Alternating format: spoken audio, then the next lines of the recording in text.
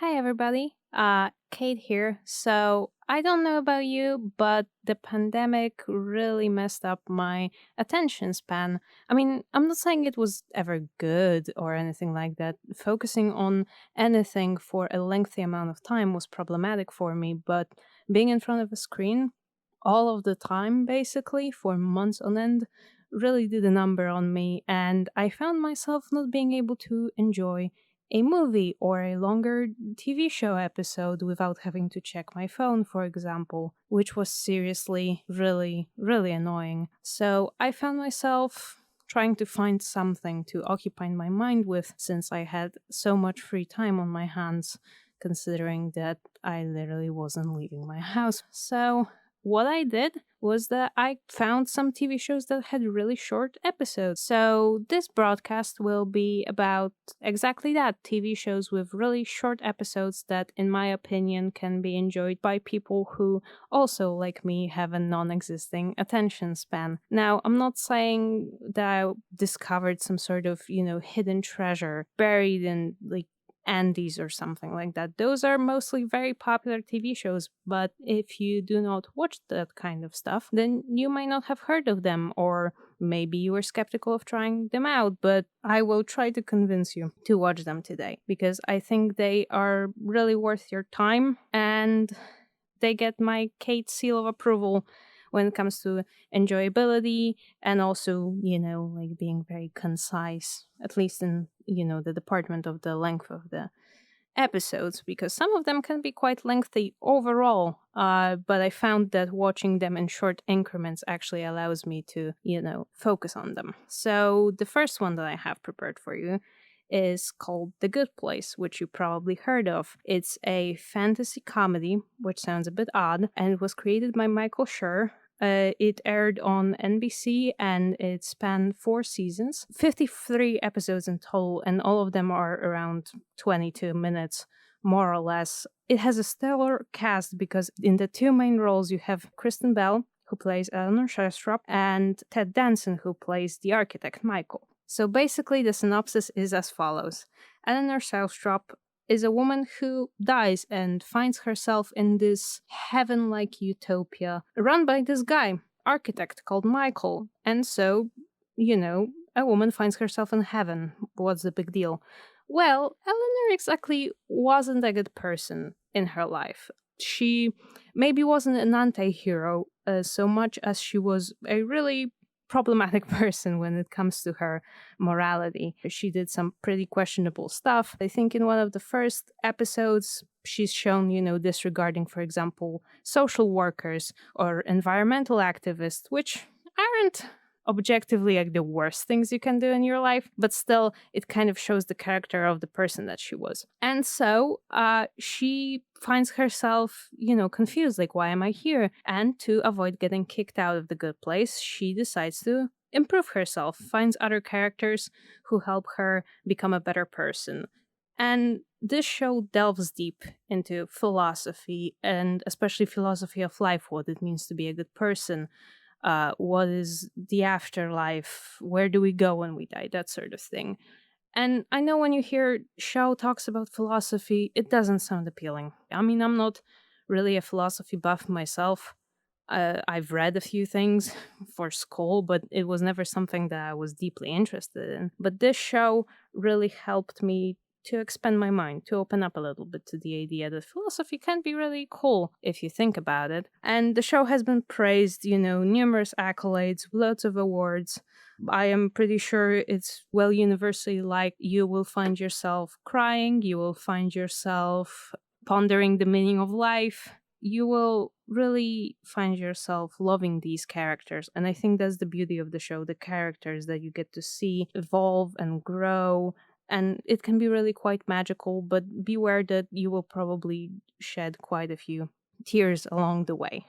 So the second one that I have prepared for you is called Grace and Frankie. It recently aired its last season on Netflix. It spans 7 seasons, and it stars Jane Fonda and Lily Tomlin, who are these two older women, living in very happy, seemingly happy marriages, maybe not exactly happy, but comfortable, right? Their husbands are both lawyers. They, I believe, if I'm not mistaken, run a divorce firm, just a comfortable life. And then they meet together over one beautiful dinner.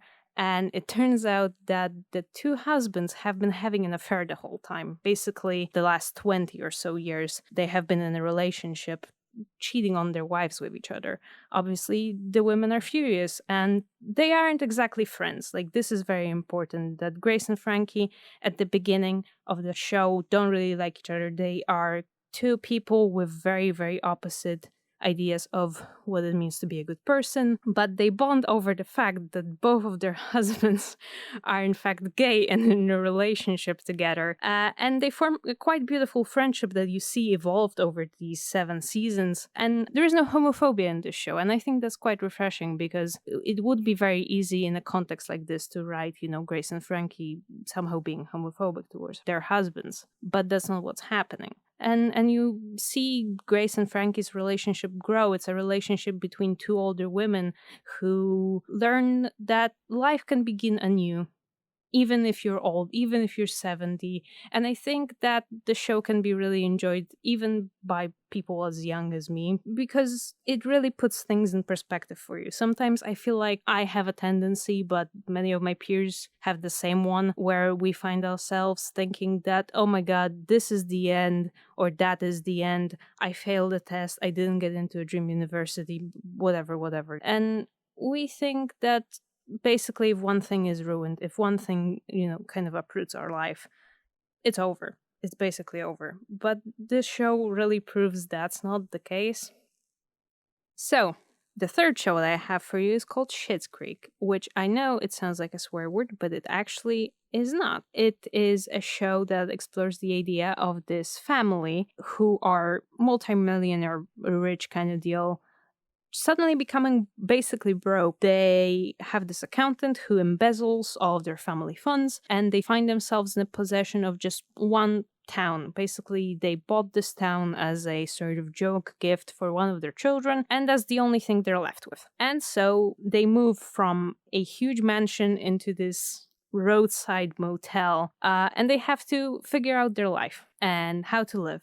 The show won numerous awards, is really well beloved, and it, as any other show that I mentioned, basically shows that just because something negative happens in our life, we can pick ourselves back up again and somehow find a way to live again. This show runs for, I think, 6 seasons, which is a lot of episodes. True, but they are quite short, and the comedy and like the pace of the show really, really allows you to dig in and basically binge the whole thing in a matter of like 2 weeks. Like, it also has a great cast. I mean, you have Eugene Levy with his son Dan Levy playing one of the two main characters, but it also has Catherine O'Hara, who you may know as the mom from Home Alone, but she also has multiple other roles, and you should totally check her out because she's amazing and awesome and a star. So I think this is the fourth show that I have for you, and it's called Love, Death, and Robots. It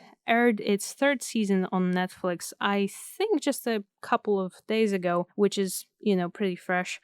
And it is an animated show, but it's an anthology also, which means that the episodes aren't really connected with each other, which makes it really good to pick up and leave as you go. You have, for example, a week where you have time to watch it, so you watch it, but then you can leave it for like 2 or 3 months and you won't have to, sit through the awkward moment. Like, do I remember what happened last episode? You don't have to deal with that here. And it is a really great show. It mixes a lot of different genres. You will have horror here.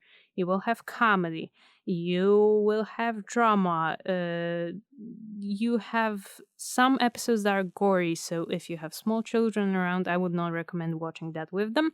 Otherwise, really, it's fantastic. I think the writing is incredible. The animation styles that are different in each episode really bring out the best you can have in animation, in my opinion. And it is also in part created by David Fincher. I mean, the guy who has like 40 nominations for an Academy Award. I mean, that does mean something, doesn't it? And like I said, it's streaming on Netflix, which is accessible in pretty much any country around the world, which is also pretty great. So no matter where you are, you can watch it. So that leaves us with three shows now on our list. The next one is Over the Garden Wall, which is another animated show that I have for you. And it is a animated miniseries that aired on Cartoon Network, but you can easily find it online. I believe maybe it is like streamable on YouTube or something. And it is really hard to say anything about the show without spoiling it because it's so short. It's just 10 episodes and each of them run 11 minutes. It is, in fact, so short that you can binge it in one evening. I once threw a watch party where me and my friends, around Europe and around the globe, we sort of all watched it together remotely. And because it's so short, we were able to do it in just one evening. And it's a show that will get you thinking a little bit. You will definitely want to immerse yourself in the fandom culture after you finish it. I cannot really say much more to that because I would obviously be spoiling the fun. But the show follows two half brothers, Wirt and Greg. Funny names. Also, one of them is voiced by Elijah Wood, another great actor. I'm realizing that all of the shows that I'm recommending just have stellar cast, which I think speaks for itself. Cast doesn't always mean quality. In these cases, it does. And so these two boys, they get lost in the woods. The woods aren't exactly, the one you have in your backyard, but they are strange woods, and they are called the unknown. And the rest you have to find out for yourself because I literally cannot say anything without spoiling more. But you will definitely be confused, amused, and definitely you will have your interest piqued, in my opinion. I highly recommend getting involved in the fandom culture around it and searching for all the different theories as to what the unknown is, for example. I think that you will definitely find yourself thinking about the show for at least a week afterwards, if not more. Also, a perfect watch for Halloween, which is still a few months away, but add it to your watch list. So, we are left with two shows, one very popular and one quite unpopular, in my opinion. So, the first one that we have of the two is Fleabag, which is a massively popular comedy with elements of tragedy that was written and created by Phoebe Waller Bridge, and it is based on her one woman theater performance, which you can, by the way, also watch online because it was recorded and released, I think, for the National Theater at Home service, which was the National Theater's way to bring different plays into your home. It follows this character who's never named in the script or in the show, so everybody just calls her Fleabag. I'm pretty sure that's what also Phoebe calls her in interviews. And it's a deeply troubled woman. I wouldn't call her exactly an anti hero because she's not that. She is just very morally complex, and a lot of the times she will not be the character you are rooting for. Her actions can be quite despicable, and I think that her evolution to sort of becoming a healthier and better person is what really keeps you hooked on the show, and also just the pure chaos. And last but not least, certainly, is Sorry for Your Loss, which is a short drama series that was actually produced for Facebook Watch, which means it's available for free to watch for you, even if you don't have any other streaming service. You just need a Facebook account, or maybe not even that.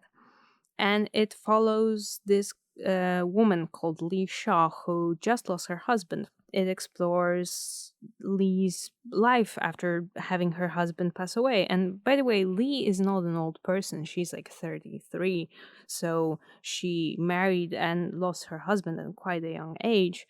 And so you will get to see her tears, you'll get to see her anger, and you will also get to see how other characters around her, like Lee's family or her husband's family, deal with such a loss.